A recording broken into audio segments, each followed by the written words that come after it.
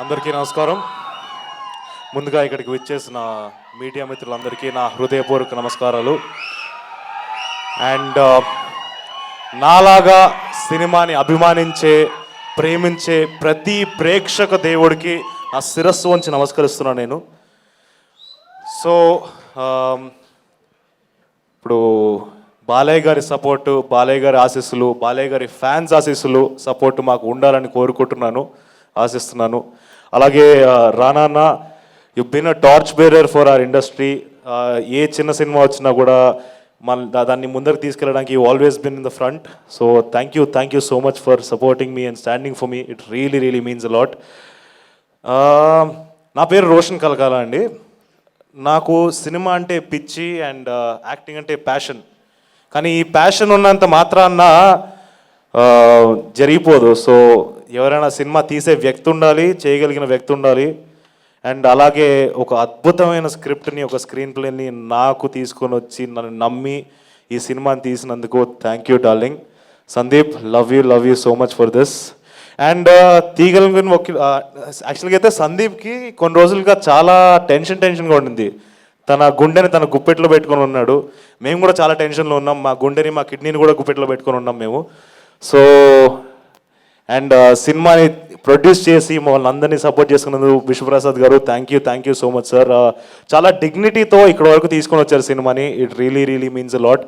And మేము ఏ ప్రేమతో అయితే ఈ సినిమాని చేసామో అదే ప్రేమతో మా cost and crew every person అలానే చేశారు. సో మా రమామారుతి గారు తన విజువల్ గ్రాండ్యూర్ని బయటకు ఇచ్చారు. అండ్ కాలభైరవ తన మ్యూజిక్తో మా సినిమాని ఎలివేట్ చేశారు.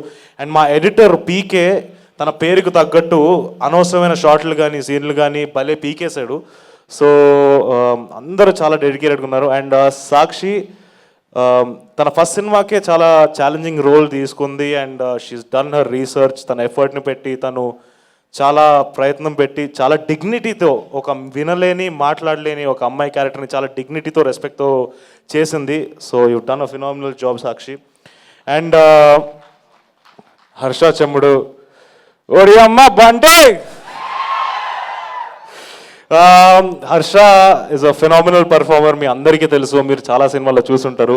ఈ సినిమాలో తను ఇంకొక షేడ్లో కనిపిపోతున్నాడు. And he has really lived the part. And Bandi Saroj Kumar గారు, షేర్ ఖాన్.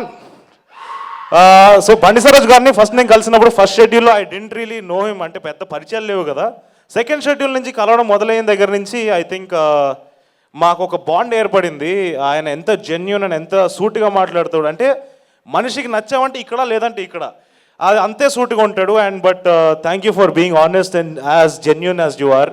అండ్ మీ పర్ఫార్మెన్స్ యాజ్ నోలన్ థియేటర్స్లో అందరూ చూడడానికి వెయిట్ చేస్తున్నాను, నేను చూడడానికి వెయిట్ చేస్తున్నాను. So thank you for doing this.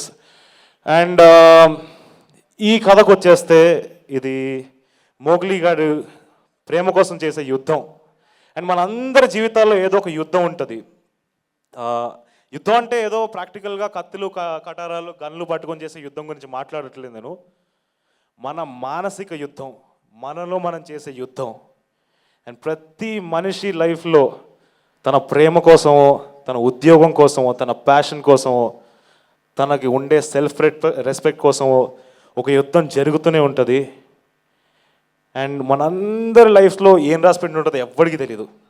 కానీ దాన్ని నచ్చినట్టు మార్చుకోగలుగుతాం, కావాల్సింది లాక్కొని తెచ్చుకోగలుగుతాం.